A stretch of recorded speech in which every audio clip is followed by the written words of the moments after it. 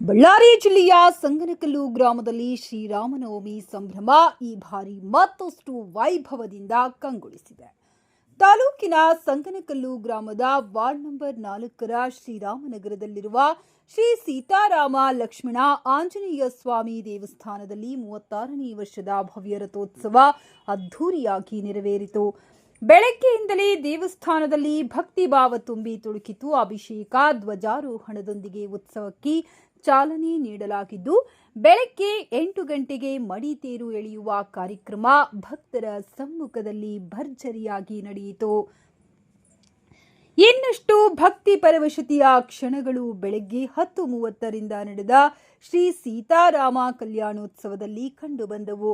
ವೇದ ಮಂತ್ರಗಳೊಂದಿಗೆ ವೈದಿಕ ವಿಧಿವಿಧಾನಗಳಿಗೆ ಇನ್ನಷ್ಟು ಭಕ್ತಿ ಪರವಶತೆಯ ಕ್ಷಣಗಳು ಬೆಳಗ್ಗೆ 10:30ರಿಂದ ನಡೆದ ಶ್ರೀ ಸೀತಾರಾಮ ಕಲ್ಯಾಣೋತ್ಸವದಲ್ಲಿ ಕಂಡುಬಂದವು. ವೇದ ಮಂತ್ರಗಳೊಂದಿಗೆ ವೈದಿಕ ವಿಧಿವಿಧಾನಗಳಲ್ಲಿ ನಡೆದ ಈ ಕಲ್ಯಾಣೋತ್ಸವ ಭಕ್ತರ ಮನಸ್ಸಿಗೆ ಹರ್ಷ ತಂದಿತು. ಬಳಿಕ ಸಾವಿರಾರು ಭಕ್ತರಿಗೆ ಅನ್ನಪ್ರಸಾದ ವಿತರಣೆ ಮಾಡಲಾಗಿದ್ದು, ಎಲ್ಲೆಡೆ ಹಬ್ಬದ ಸಂಭ್ರಮ ಕಂಗೊಳಿಸಿತು. ಸಂಜೆ 5:30ರಿಂದ ಆರಂಭವಾದ ರಥೋತ್ಸವವೇ ಹಬ್ಬದ ಪ್ರಮುಖ ಆಕರ್ಷಣೆ.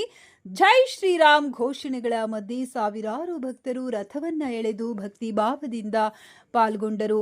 ಮಹಿಳೆಯರು, ಮಕ್ಕಳು ಡೋಳು ಕುಣಿತದೊಂದಿಗೆ ಸಂಭ್ರಮ ಹೆಚ್ಚಿಸಿದರು.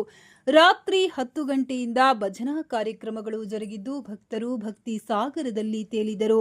ಒಟ್ಟಾರೆ ಸಂಗನಕಲ್ಲು ಗ್ರಾಮದಲ್ಲಿ ನಡೆದ ಈ ಶ್ರೀರಾಮನವಮಿ ರಥೋತ್ಸವ ಭಕ್ತಿ, ಸಂಸ್ಕೃತಿ ಮತ್ತು ಸಂಭ್ರಮದ ಅದ್ಭುತ ಮಿಶ್ರಣವಾಗಿ ನೆನಪಾಗಿ ಉಳಿಯಿತು.